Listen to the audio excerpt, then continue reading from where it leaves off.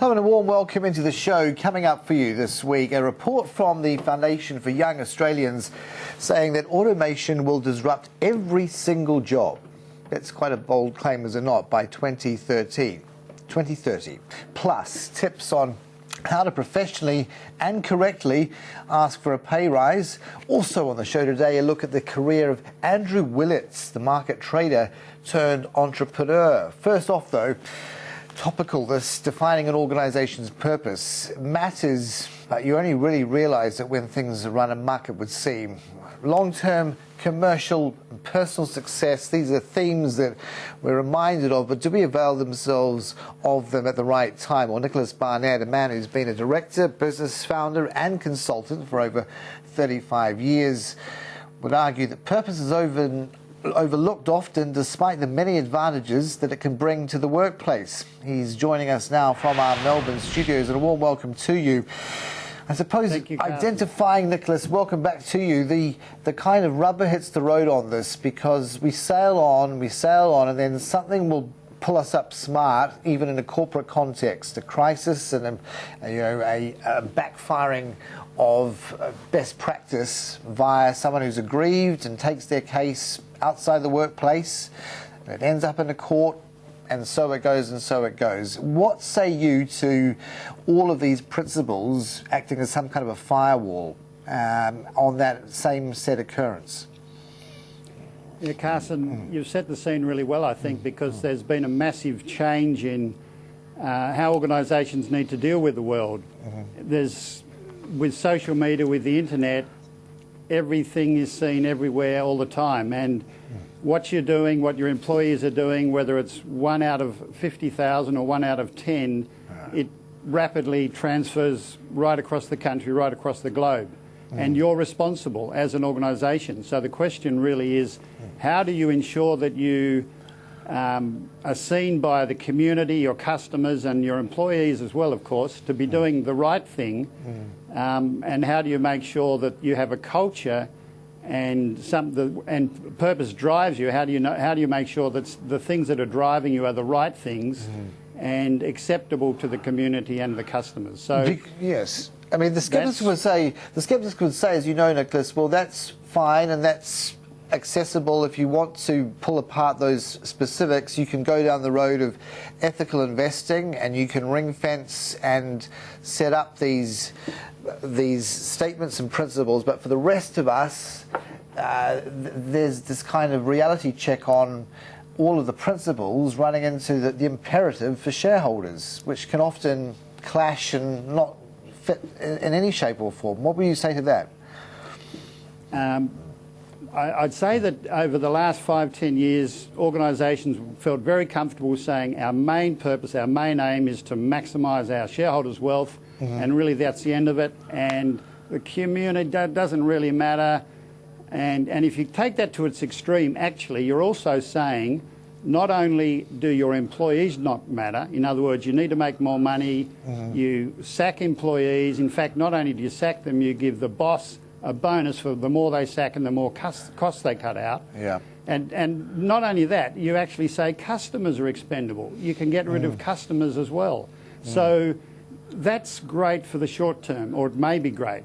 Wall Street might applaud all that, but we are seeing more and more of the community and government saying these big pays that are being paid, these actions that we're seeing in the banking sector are being belted a bit right now, and people out there are saying, well, we're not that happy with what's going on, and if customers are being belted, we're going to stop that. And there's been a bit of a backlash, and the government's jumped on and put on a banking levy. Yeah. So there's these things that are happening in the community now, and boards are saying, well, gee, we want to rebuild that trust because we're losing the trust. How do we do that? And that's really the big question. Are we having enough of those board members, though, Nicholas, going out on a limb and articulating this? Or is it being left to others to, play devil's advocate at some belated point, like we're even doing now? But why are we not getting these strident remarks made? Is it because, there's a sense that there's another career out there, I don't want to burn my bridges, and so I've just got to zip up and pretend that nothing's wrong, but I'll resign, I'll go, but the culture won't change. Yeah, look, Carson, I think there are a lot of discussions going on around board tables. There's no doubt about it. As you've mentioned, I've just written this new book, Why Purpose Matters. We've actually got 9 case studies of organisations there that are really purpose-driven and values-led organisations. And I can't tell you how many people are saying we need to know, we need to understand more about this. We're starting to talk about it in our organisation, and it's coming to the fore. And purpose matters. Yeah. What's going on in organisations is thousands of policies and procedure manuals and all of these things, but what are they tied to? What are they based on? What grounds them? And if you don't have purpose, you don't have a sufficient roots to ground what you do. And I think the other important thing around that is if you don't have purpose, you actually also don't have, and you're not able to provide the meaning and fulfilment to your employees that are going to unlock their passion, their energy and drive to drive your economic engine. So if you want employees that are going to be inspired and encouraged, particularly the millennial generation, you need something more than, hey, come here to make more money for the boss. That's not going to cut it anymore. Is this something that needs to be incorporated into a company director's program, that needs to then be almost like a sort of a Hippocratic oath that on leaving for the C-suite world, you are tasked with updating, inputting into, refreshing, depending on your designation inside the C-suite, but it's not sufficient just to sort of have it there as a sort of optional component. It would have to be seen as, you know, what I know it may sound like another administrative, to your point, it may sound like another administrative burden to bear, but you're saying this is imperative, not kind of just on the fringes. Well, it's more than imperative. I mean, it's the rock and the foundation upon which an organisation's built. As I said, you can have all these thousands of other things, but unless you have great clarity around what are the values of this organisation, what do we aspire to be, and what's our purpose, unless that's really clear, it makes all the rest of the decision-making really hard. You're going to get random decisions, and you're going to get, no matter how clever and astute your people are, they're not going to be able to make all the perfect decisions because they won't have anything to line it up with. Was there Ken Blanchard was one of the great leaders. Go on. Sorry. Yeah, that's a good example. Yeah. Well, Ken Blanchard, who's one of the great leaders in my view, he wrote a little thing in the front of my first book, and he said, leadership, there's only two things you need to know about leadership. And he said, unless you have a clear direction, purpose, strategy and values, your leadership matters for nothing. It's irrelevant because there's no leadership there. There's management, but there's no leadership. And he went on to say, and the only second thing you need to know, unless people have something worthy, a worthy purpose to serve, a higher order purpose, they will become self-serving. Right. And I think that is the simplicity of that. Nicholas, the notion of the companies that you've chosen to highlight in the book, is there any common theme that unites them insofar as their willingness to act on this? What brought that about in a, you know, on balance, when you draw all those examples together, was there a common theme? You can lead a horse to the water, but you can't make it drink notion. Was there a crisis common to each of those companies that arrested their attention, that saw them undertake root and branch change? Yeah, great question. Yeah, so look, I think one of the common denominators was actually the people themselves. They were truly authentic leaders who really believed that there was more to life than just making money. They had a deep desire to be purposeful themselves, and they had a deep desire for an authenticity that says, I really want to build an organisation that's different and special and unique. And I want to be able to provide meaning and fulfilment for my employees. And I think if I can do that with my leadership team and do that in an inclusive and engaging way, then we will build a substantially different organisation from the many Me Too organisations that are out there. So I think that was one of the big critical differences. Right. And part of that leadership and part of the purpose, and there's lots of examples there, thousands of hours are spent to work out your purpose. It's not as if you get your marketing team and you bring them in and say, what do we do? Yeah. You actually involve and engage your whole workforce and your leadership team around a really hard discussion, discovering, unearthing. As KPMG, my book was launched last night by Peter Nash, National Chairman of KPMG. They spent hundreds of thousands of hours to come up with 4 words to describe their purpose. And it's inspiring confidence and empowering change. Right. And everything they do is built on that solid rock, that solid foundation. As far as continuity goes, you quote George Savvides, the former Managing Director and CEO at Medibank. Purpose has been more transformational than I could have possibly imagined when we initially set out to discover it. The notion there, of course, is of a company that's been subject to immense change, coming out of government control, subject to the rigour of the private sector, a cost-out program, of course, then to address, and still working at it and, in a sense, floundering on it.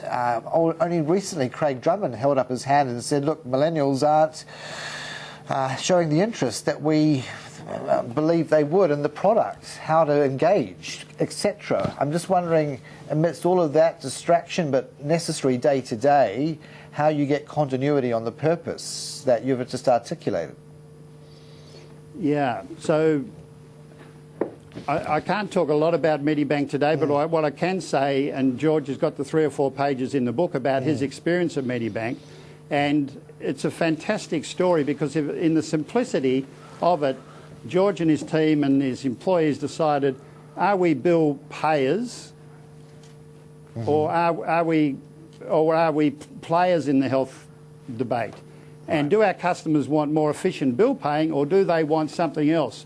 And they discovered they want better health. So better health, 2 words, determined over thousands of hours and a lot of hard work. Better health became the foundation upon which Medibank and George transformed that organisation from. He was there for 14 years. So in the early days, it was just paying bills and being an insurance company. Right. And was that really going to inspire employees to say, well, actually, let's pay them faster and better and quicker and whatever? Yeah. Or was there something bigger that was going to give them more significance and meaning? And they actually came up with better health. And I think it was just so inspirational. And that changed everything at Medibank. It changed everything over those 14 years. I mean, you used the notion of whether it was just a throwaway, but you said over many thousands of hours to arrive at that. Now, some would say that is a luxury, Nick, that we'd love to have at our disposal, but it just ain't one that's afforded us. We've got KPIs. Speaking of KPMG, one knows in the accounting profession as much as law, there are KPIs and there are billable hours. Now, how do you monetize, or how do you prove that there's value early on in that quest when you're going to have to allocate that many thousands of hours to arrive at 2 words? Yeah. I guess that gets back to the authenticity and why you're doing it. You want to provide the engagement and the stimulation and the meaning and fulfillment for your people. You want to do the right thing by your customers and the community, and it's a holistic approach, and it is the single best investment ever made by any of these people mentioned in the book or any other organisation, our organisation. It's by far the best investment, and I tell you, when I say you take thousands of hours, and yes, for an organisation like KPMG with 200,000 people around the world, getting them all on the same page and agreeing there's only 4 words that are going to guide all we do for the rest of time, or certainly for years and years to come, what a massive, brilliant investment versus saying, you guys all do your own thing, let's not get on the same page, just go to it. I mean, I know where I'd spend my money, and it's... And by the way, the process of engaging your people in something where you're saying, you guys are all going to have an input and we're going to live this together and we're going to really drive it, I mean, that's a unifying and engaging and exciting process in itself, and that will help drive and hard bake the purpose and the values, assuming you're doing that at the same time, into the culture and DNA of your organisation. It'll transform your organisation if you do that. Nicholas, put it though into the realm of a listed company where you've got quarterly expectations. The example you give of KPMG and Medibank before was taken public was, of course, the accountability metrics are a whole lot different, are they not? You know, when you have got, even to my point earlier, of a cost out program, everything you've said to your workers about the value you place in them, and then the next breath, because of expectations of fund managers, that there is kind of a rubber hits the road reality. These people, in large measure, are being shown the door. So for all the talk of we value you and, you know, share our ethos, that's dispensed with when they're given that box to pack up. And that is one of the real dilemmas of being a listed company. And listed companies, a number of listed companies saying, look, we are taking a longer term view. We're not focusing on the quarterly earnings. Others are very beholden to the process, and they jump and change to try and meet the earnings and do all fancy things. I think authentic leadership requires a longer term and more holistic approach, and part of that also is considering beyond just the dollar and the immediate dollar, what's sustainable. We've talked a little bit about the banks and other sectors, and you say, they do have a social license to operate, and that social license comes from the community. And if the community says, well, I don't like that, and if the customers say, I'm not so sure about that, those earnings won't be there for long, will they? Indeed. So it's all about, what about long-term sustainability, and you need to take a bigger view of the world. And Wall Street, I wouldn't be too excited for trying to run to the beat of their drum. Well, very hard stuff. Indeed, very hard, and this is the vexing conundrum. Nicholas, thank you so much. Appreciate it. Nicholas Barnett, and Why Purpose Matters, How It Can Transform Your Organisation, out now in all good bookshops. We're going to take a really short break. When we come back, that promised look at the career of Andrew Willits, the market trading whiz kid, really, turned entrepreneur. More in a minute.